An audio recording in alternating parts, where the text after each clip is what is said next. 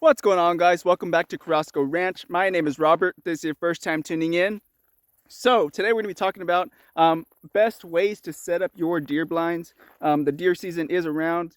A lot of my videos that I've been taking off lately are hunting related, so we're going to go ahead and focus on that. Also, a lot of questions have been coming in regarding, mainly bird hunting, but I know the deer hunting questions are coming up right after that. So that's why I thought I'd get ahead of it and go ahead and make a video on it. And we just got a ton of rain here in South Texas. The mosquitoes are pretty bad right now. But yeah, so I'm going to turn the camera around and kind of do a little walking and talking at the same time. All right, guys, so this is one of my setups here. I'm going to take you to another setup that I do have. So this deer blind is set up, and so a lot of the deer trails I have are coming in through this clearing right here. I'm showing you right now. So a lot of the trails I have, you can kind of tell where this one comes in through. You can kind of see it a little bit. The grass has just grown. Like I said, we got a bunch of rain dumped, so everything's kind of growing over. But right here, you can kind of follow it, and it goes in through there. But yeah, so the trails come in through here. You got one coming in through there. We have another one that comes in on the other side of that tree, and then we have like a meeting way. It's 3 trails that meet back in there. And so why is that significant? So it's significant because you don't want to put your feeders on the trail themselves. You don't want to obstruct their trails, obstruct their highways, in other words, because the deer, this is their home. They come here every day. They come here, they know what should be here and what shouldn't be here. So if you start to put things that obstruct their highway, they're going to find other routes, or they're going to find other areas to go to instead of the area that they normally would. So I have another place over here on the other side of this little road I have. I call it cinco puntas. If you don't know what that means, it means 5 points in English, but I call it cinco puntas in Spanish. So it's 5 trails that meet all in one cluster.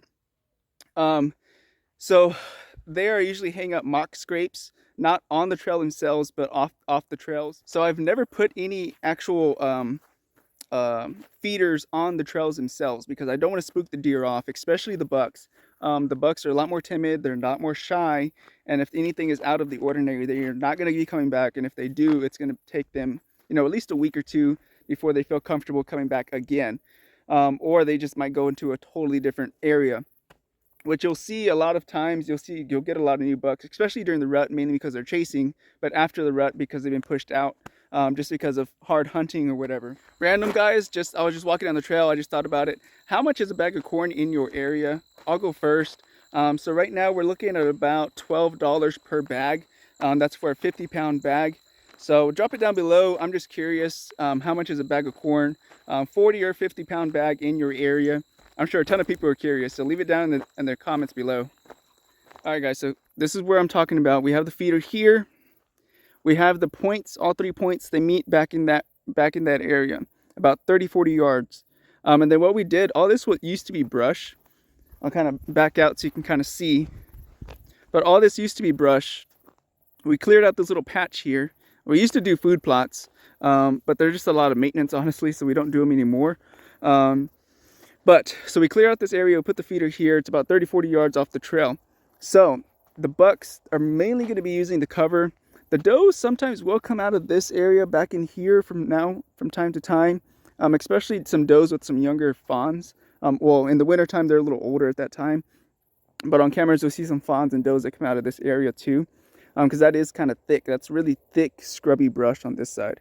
But yeah, so the bucks will use that.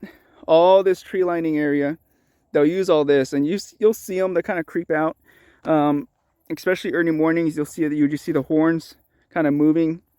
But the bucks are the ones that are going to use this cover, and they usually hang around in there. Now the does are the ones that will come out, and they'll start coming and feeding first. And the bucks will feel comfortable being in this brush, so they'll just be monitoring, watching, seeing how the does are. If the does are okay, nothing's going on, they're doing okay, then you'll start seeing the bucks they'll start coming out a little further and further and further and coming out into the opening. So that's why I like to set mine up where I have some tree lines, so that way I give the bucks some security. as well as does. Does aren't so particular, but the bucks are. But at least this way, I can keep the does and bucks kind of together, because I can keep the bucks, they'll be in here, the does will be out here feeding. Once the bucks see that, oh, okay, everything's safe, everything's good, nothing to worry about, they'll start meandering. And you'll see they'll stop right there at the edge of where the tree line stops or starts. They'll sit there, give a little pause, and then come on, walk over here. Unless it's the rut, then it's totally different game during the rut. But other than that, they'll sit there and they'll wait, and they'll come over here. So that's why I like setting mine up on tree lines, because I can kind of get both of them to come out at the same time. I can get the does to come out here and feel comfortable while the bucks sit back and watch. And then again, it gives me a good shot opportunity because it is cleaned out. I guess the only thing I would have done differently is maybe kind of give myself a little bit more room. And I'll take you to another place where I did that. Because sometimes the bucks will get hung up on that tree line, or sometimes they're right behind a tree, and it kind of does get in the way of a shot. But other than that, that's probably the only thing I would change about this particular setup. And like I said, we'll just go back to the other side and show you where I shot a big one actually last year. Just a quick little side note, guys. So we have the feeder there, and we have these branches here that are just perfect. They're just screaming to be a scrape. So every year, I swear, every year, bucks will come up and they'll scrape this tree because it's just perfect. The bucks like these trees that hang over, I would say about chest level for me, maybe, mouth level. But for the bucks, it's perfect for them. They can kind of get their snouts up there. They start brushing this thing with their mouths and their scent glands. Same thing with this one. This is going to be another one for a good mock scrape. You can actually kind of see the trail right there. I mean, like I said, it's growing over now, but I haven't even started feeding for early September. I'll probably start feeding here in the next 2-3 weeks or so. But yeah, so those are good mock scrapes. Just a little side note. This one also, this tree's by itself, kind of lonesome.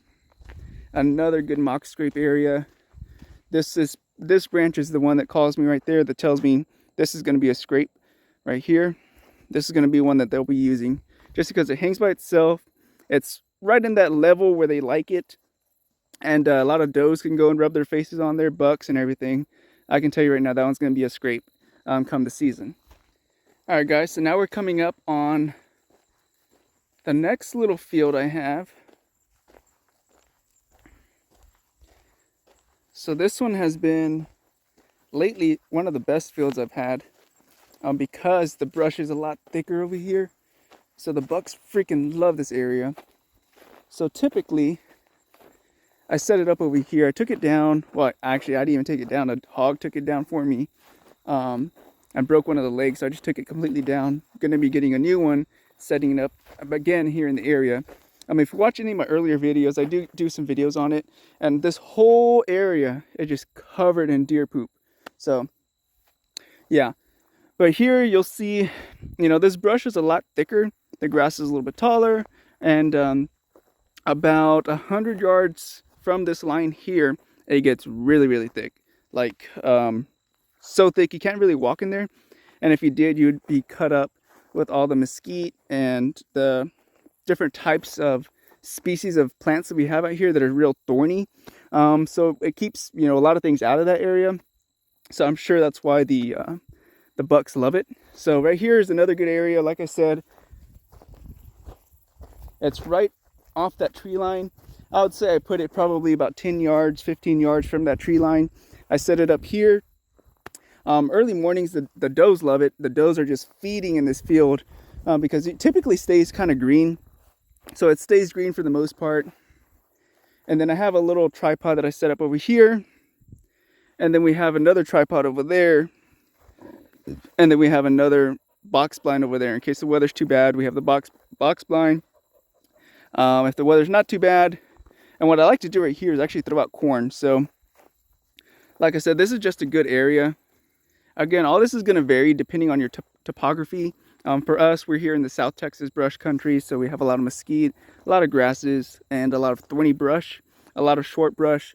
So for us, this is what works best for us. Again, if you're in the meadows or something like that where you don't really have a choice, but for us, the tree lines are the great areas. Like I said, the bucks will hide up in that area, the does will come out, and the does can start grazing on all this stuff here, all this greenery. And then the bucks will just kind of hang around. Once the does leave, they typically will come to the feeders, unless, like I said, it's during the rut time. Fun fact also, guys, this is a great turkey setup for us. So like, it's a, you know, a good solid clearing, and it's really green. So the turkeys will typically be hanging around in all this brush here. They will come out of just pretty much anywhere in here, and then they just come and start eating bugs and stuff like that in this little small meadow field we have here. Again, guys, just to kind of wrap up, what are some good areas to set up some deer blinds, some feeders for, at least specifically for here in Texas? Where are some good areas? So off of some crunch points or main highway connections, that's going to be, you know, where you have a lot of trails combining into one. Don't put it on the trail, put it off the trail, you know, at least a couple, you know, 10, 20, 30 yards, depending on the situation. If you can't, then obviously move it out a little further. But you don't want to be right on the trail, because you're going to spook the deer off the trails that they would normally use. Eventually, some may get used to it again, but in my experience, I usually would just find another route and go somewhere else. So another one is going to be going off of the tree lines. You want to put it, you know, a little off the tree line, so that way you can give the bucks some security. They can hang back, and the does will come out and still feel a little safe in case something happens. They can run back into the brush. But like I said, you can get both the bucks and the does to hang around if you have your feeders, you know, somewhat close to a tree line or some brushy areas, so they can feel comfortable or safe. The next thing is going to be like some type of clearing. Here in South Texas, we do what we call senderos. They're long strips of clearings, so that we can get a shot off, specifically in the really, really south parts of Texas, where you have a lot of short brush. You're going to have to give yourself a shot opportunity either with your bow or your rifle, so make sure you think about that as well. For us here, like I said, we have, you know, a good clearing, and we have the tree lines, so that works great for us. So just thought I'd give some tips out there on, you know, where's a good spot to set up some feeders, especially for some first-time hunters. Yeah, guys, hope y'all enjoyed that. It's already getting dark on me. Don't forget to check out everything in the description, our merch store, and yeah, guys, till next time. Just had a mosquito. Be careful, be good, take care, and God bless. And good luck this year. Bye-bye. Also, guys, if you have any feeders that you would recommend, drop it down below in the comments. I'm interested in trying out something different. I've tried a lot of feeders, but I want to see what you guys prefer, what you guys like. Just drop it down below. Oh, a bunch of doves. Sorry, I got distracted.